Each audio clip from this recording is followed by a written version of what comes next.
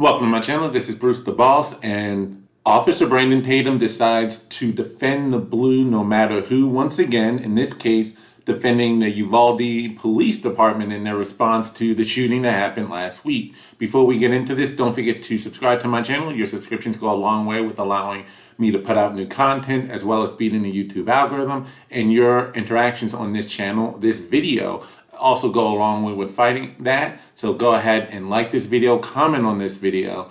All right, so what happened is, and just to preface this, Officer Branson Tatum did, when he came out with his response videos this past Thursday and Friday, he did make the argument, was making a specific case against the terms cowards. He did also admit that if you want to have a conversation about the tactics, you can have that. Problem is, he's defending the indefensible, that is, being the Uvalde police and their response. Even if the term coward may not necessarily be 100% accurate, and when he made that distinction between tactics and cowardice, he really brushed over it, and it was all but like within a couple of seconds. Luckily, I heard it, so I wasn't going to be overly critical because I heard him make that comment. However, because he glossed over it really quick and spent the whole rest of the videos, because he did multiple, which spanned well over 20 to 34 minutes in some, and you can go check them out. He really pretty much spent the whole time trying to defend the character of the Uvalde police, defend them, make excuses to an extent. And as more and more information comes out, as this ages, it really looks worse for not only him, but also for the Uvalde police, because so much of what we were told initially were lies or were not the truth. All right? Again, now I do believe he's making a good faith mistake in this particular case, but it goes to a history of backing the blue no matter who. For instance, you can actually say, all right, no, they weren't coward. It really was a tactical mistake of the gravest error and really unforgivable. It isn't even really Monday morning quarterbacking. It really was a mistake that was made. They did not follow proper protocols when it comes to an active shooter situation. They could have done so many things differently, but it seems as though Branson Tatum, and he's willing to die on this hill, and I commend him for sticking to his guns despite some of the trolls and the backlash he was getting. And not to say that all criticism were trolls. I will admit there had to have been some, but there were some good faith disagreement. Which, by the way, if you're going to unsubscribe from his channel just because you disagree with him on this, as passionate as you be, is really not necessary. You don't have to agree with someone 100% of the time. What matters more is the common ground you can find, that you can disagree and agree to disagree and still be cool. It doesn't mean that everything they say is wrong and not worth listening to, depending on the situation, of course. I don't think this is one of them. This just goes to, I feel as though, a bias, but you can have still respect for an individual and their position, even though you may disagree on a particular case and or position, is all I'm saying. All right, now, I will give him credit. He did not jump to the case. He did not jump to the story. He did try to wait for what he believed to be the facts of the case and hear from his on-the-site sources. Problem is, much like Governor Greg Abbott, and there's also the story from Texas Lieutenant Governor Dan Patrick confirming that even they were lied to. The problem is Branson is trusting so much in his sources. And his sources, it appears to be blatantly wrong on a lot of facts. And again, even Lieutenant Governor Dan Patrick and Texas Governor Greg Abbott are livid because they were not told the truth, as mentioned here in this Fox News report, where he goes on to say, the Lieutenant Governor, that they were not told the whole truth. And as a result, and it's just been reported today, Sunday, May the 29th, I believe, May the 29th, that an investigation is being underway or is being initiated over the failed response or the delayed response from the Uvalde police. Some of the misinformation includes the timeline. For instance, Tatum went on to say this. Now, about an hour later, which you guys would understand if you knew how they deployed tactical teams from all around the state, it took some people about an hour to get there. Once the tactical team got there, with a shield, with tactical gear, and all of that, they were able to force entry, go right in and kill him. So his argument was they didn't have the tactical support, which was true for maybe the first 40 minutes, 35 to 40 minutes of the situation, because he was right in that the kid came into the school uninstructed around 11:30, 11:33. Police did arrive within just a couple of minutes, Uvalde police. They tried to pursue immediately within that time and exchanged gunfire. There were some wounds or, grazed gunshot from some of those Uvalde responding officers. They retreated a little bit, held position, set a perimeter, all that good stuff. Problem is, then you heard Tatum say that they did not have the tactical equipment, but as soon as it came, about an hour later, you heard it from his own mouth, then they were able to almost immediately go in and respond to the situation. Tatum himself said they did not have the equipment for a whole hour, and as soon as the tactical equipment came, about an hour later, they were able to go right in. That's the false narrative he was fed. But according to most reports, including here reported by Tim Cass, or more specifically Cassandra Fairbanks, working with Tim Cass, which I respect immensely for their ability to really get accurate information, double check their own sources, and even correct when need be. Although this is also a backup from, or should I say, a follow-up on a New York Times article where they state that Border Patrol agents, the ones who ultimately came in and killed the shooter, that Tatum said practically as soon as they got there and got the equipment needed, went right in.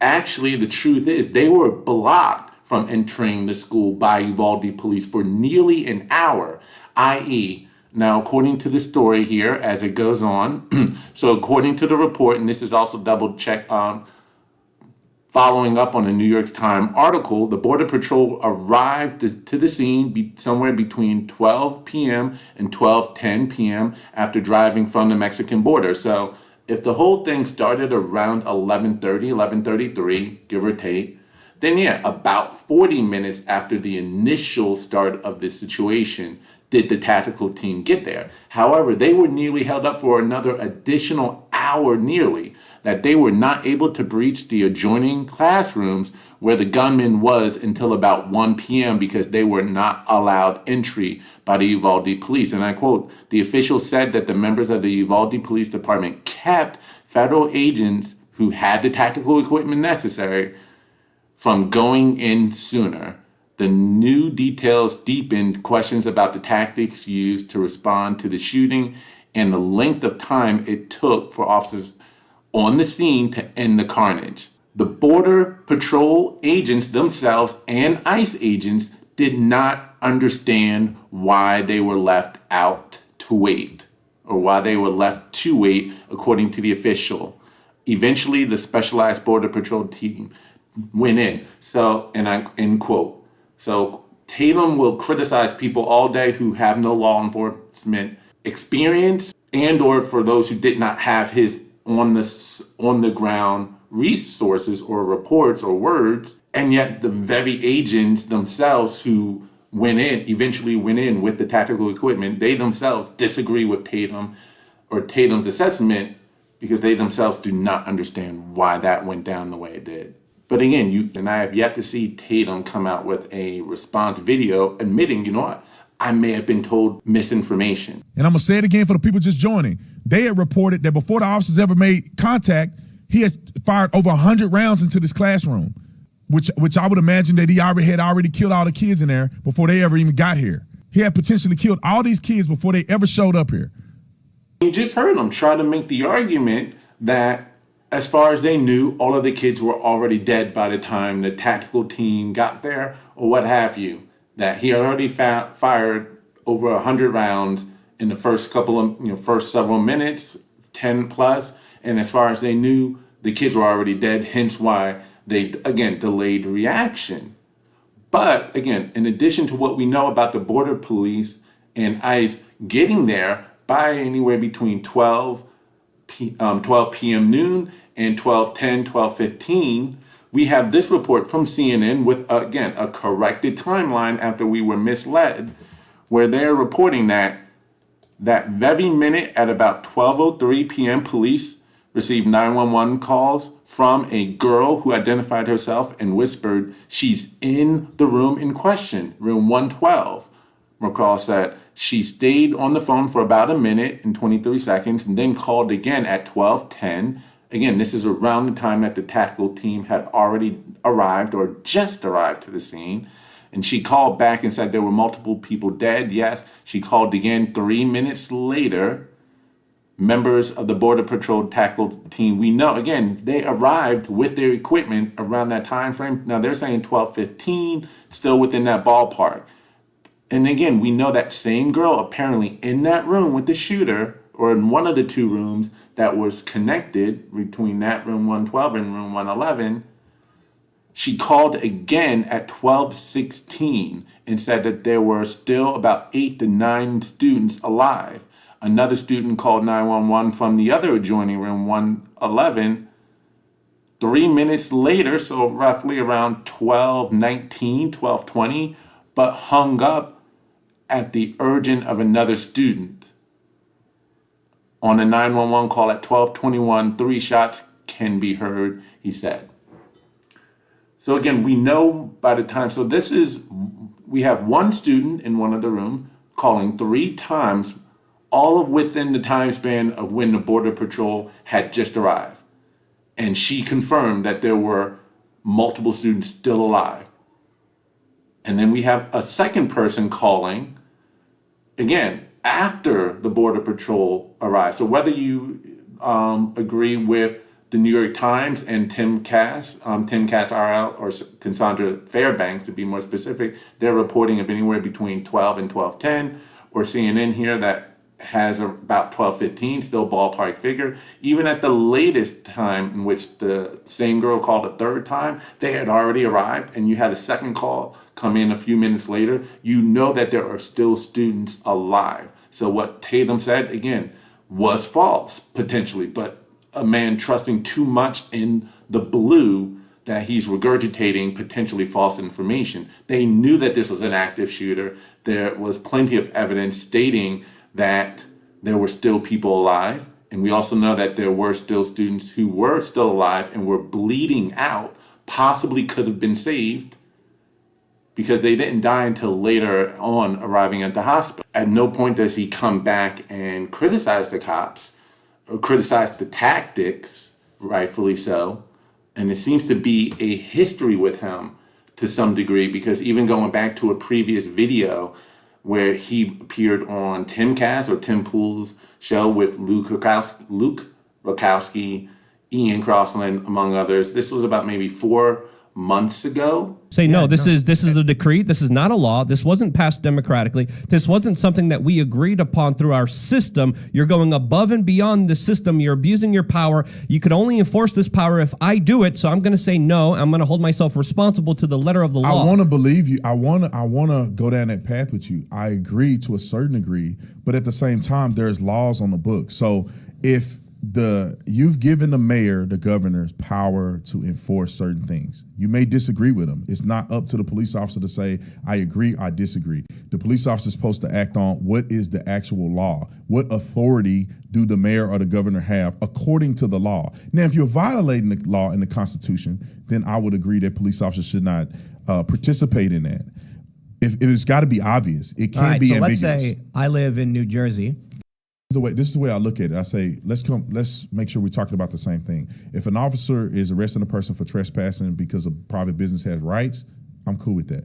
I don't believe it's right that a municipality enforces mandates on shutting down a business. Now, I don't know the nuances. I don't know what leverage police officers have. Are they just giving tickets? Are they forcing people out? What are they actually doing? I don't know. They're putting people in camps in Australia. But that's Australia. That's not here. I don't agree with what's happening there. In New York City, here, it just seems like the cops enforcing vaccination with extra steps. No. I don't think the cops have anything to do with that. You know, the cops are responding because a business asked the person to leave and they refuse to. This could be mask mandate. But, this could be. but the business doesn't want you to leave. The business wants you to buy a cheeseburger. No, but they want you to leave. They don't. So a lot of these businesses will straight up say, like, we're not the ones doing this. The city's making us. So if the police, if the police are enforcers of the state and the state is telling the business, you better kick them out, otherwise we'll punish you, then you can't go back to the state and be like, okay, now kick them out, but it's not your fault because you're a different state actor. No, it's the state. Well, no, I understand, but we have laws that we voted on. And so if we want things to change, we need to change those laws. We need to change the power that we give governors and mayors. But it's decrees. It's not even laws. Yeah, it's not a law, man. It's politicians saying, I decree your small business gets shut down, and police officers come and fine you and steal your wealth and steal your business license and make you shut down while we're going to allow all these other big corporations to be open. And this is because I said so. And cops are like, yep, got it. And even then, despite the logical argument that they were laying that the police were in large part responsible for the enforcement and or the execution of unconstitutional dictates, creeds, and or executive orders, he refused to bring himself to criticize them. In fact, if anything, he then went on to say this. What do you want the cops to do? Say no. But if you want to hear what an officer should have said, well, what we wanted to hear from law enforcement to do, I'll play a quick 2-minute clip of what this officer said out of a slightly larger video, but it doesn't really get any better when I play the larger clip, but the larger video front and back, but I will play this clip. Here we go. I'm compelled to make this video. I've been in law enforcement for 10 years, and I'm speaking to my peers, other fellow officers, people in any kind of law enforcement position. I've seen officers nationwide enforcing tyrannical orders against the people, and I'm hoping it's the minority of officers, but I'm not sure anymore, because every time I turn on the television, every time I look to the internet, I'm seeing people arrested or cited for going to church, for traveling on the roadways, for going surfing, opening their businesses, going to the park with their families, or doing nails out of their own house, using their own house as a place of business, and having undercover agents go there and arrest them and charge them with what? With a crime? I don't know what crime people are committing by doing nails in their own house, but we're seeing this more and more and more, and we need to start looking at ourselves as officers and thinking, is what I'm doing right? Now, I want to remind you that regardless of where you stand on the coronavirus, we don't have the authority to do those things to people just because a mayor or a governor tells you otherwise. I don't care if it's your sergeant or your chief of police. We don't get to violate people's constitutional rights because somebody in our chain of command tells us otherwise. It's not how this country works. Violating people's rights and taking money from them, or even worse, arresting them and depriving them of their freedom when they are exercising their constitutional rights. And he wonders, like, well, you need clear examples of constitutional violations. It really didn't get more blatant than what we saw carry out in 2020. Yes, not all cops are bad. There are a lot of good cops. He's making this argument, though, seemingly that all cops are good, treating cops as though they were dogs. And let's say you have a dog that is sick on another individual. You can't blame the dog, blame the owner, with no blemish on the dog whatsoever, no responsibility. But we know that's not true, and we also know that the argument of I was just following orders never works. Here's a clear example of cops who were violating. If Tim Pool couldn't really make the argument for Brendan to really sink in, here's a clear here's a video of clear evidence of cops overstepping their bound. Have you ever heard with the sheriff's department? So are you aware that we're in a stay-at-home order right now? Yeah, obviously. By the government? Yes, So I am aware. Okay, you're aware of that? I am aware. Do I ever need to explain that to you? No, you don't need to explain Okay, that to I me. can if you need me to. Go, you can because your officer was just here 2 weeks ago, Okay, do you need me and to he explain explained it to me that you guys weren't enforcing that order. Oh, we're about to. Okay. You understand it though? Okay, so why are you here? Because your daughter is going to play at other people's home and you're allowing it to happen. They were over here as well, so Are you here? They've been talked to. Okay. So No, I understand. Okay. And so either you can acknowledge it or you can argue. I'm acknowledging it. Okay, stop having your kid go by other people's home. Okay, I acknowledge it. Anything else? Nope, that was it. Apparently there was some other. I issue acknowledged it. before I acknowledged it. Good. Anything else? Yeah, I need your last name. Amy, what's your last name? I'm not. Is there a reason you're asking for I'm it? adding you to the screen so we can document that we had contact with you. Is there a reason for it? Yep, because you're violating the That's what state I'm order, talking which is about. a. If you let me finish, that's what I'm explaining to you. Because you're violating an order. I haven't violated an order. We're gonna have documentation in our screen with your name because we're here talking to you about that you said you just acknowledged. This is an example of a bad cop for no other reason, not bad in the sense that they were planting evidence, i.e. Katherine Johnston. We know that happens. This isn't bad cops in the sense of like Rodney King and over excessive abuse and or use of force. This was bad cops and just following clearly tyrannical orders, not standing up for themselves and or for the people and for what's right, just following orders. So as you can see and or hear, you have Officer Tatum just unable to hold officers accountable for sometimes their role in carrying out tyrannical or unjust laws and or decrees, because that's what most of the lockdown mandates were. They were just decrees. They weren't even laws, which, by the way, a couple of state Supreme Courts. You had the state Supreme Court of Michigan ruling against Governor Gretchen Whitmer, and you also had the state Supreme Court of Pennsylvania ruling against Governor Tom Wolf, stating that, and that was just a couple of cases, stating that the decrees, not laws, the decrees that they put out there that the cops were enforcing were unconstitutional. But again, not holding any officers accountable for their role and refusing, going to great length to not criticize cops at all for their part in the tyranny whatsoever. But he seems to have that bias in large part because he was a former cop himself. He has a lot of experience, but that experience has also made him biased from being truly objective in what's really wrong with the police department being agents of a state that seems to be growing more and more tyrannical. And maybe also because he still has, as a former agent, still has beloved friends, former partners who are in the force and don't want to appear as though he's attacking or criticizing them. But it does hurt the credibility a little bit of Officer Tatum when he seems to, by default, back the blue no matter who. Blue, again, in this case being the police department, as though there's no such thing as a bad cop, just a bad law and a cop enforcing said law and or dictate, and or there's no such thing as a bad police response, so it seems. Again, not saying that they were cowards, but they definitely don't deserve, in any measure of, in any case, any kind of defense. Even though they may not have been cowards, it was a bad tactical decision. They do not deserve the level of response and or defense that Tatum has given them. They do deserve legal defense, of course, if charged with anything, but they don't deserve that level of defense as though they did absolutely nothing wrong. And again, I don't see any response from this or correction on his part stating, you know what, I was wrong.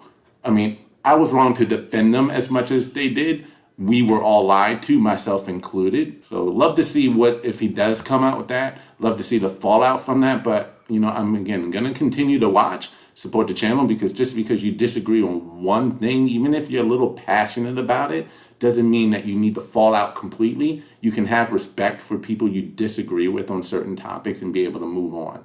That's what I think is failing in today's society. Again, good man, honest man, who just puts too much faith in sometimes the wrong industry and or department. So that's my video. Let me know what you think in the comment section below. Don't forget to like this video, comment on this video. Bruce the Boss, and I'm out. Peace.